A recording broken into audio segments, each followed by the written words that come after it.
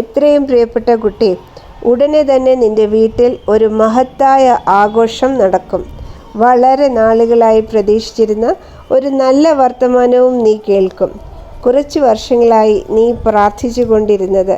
പക്ഷേ ഒരു കാര്യം നീ ഓർക്കണം, ധനം, സമ്പത്ത് എന്ന് പറയുന്നത് ധർമ്മം കൈവരിക്കാനുള്ള ഒരു ഉപാധിയാണ്. അതാണ് ഞാൻ നിന്നെ പഠിപ്പിച്ചിട്ടുള്ളത്.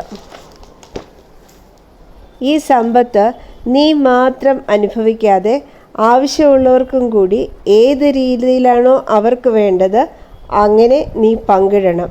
ഉടനെ തന്നെ വർണ്ണങ്ങളുടെ ആഘോഷം ഹോളി വരികയാണ്.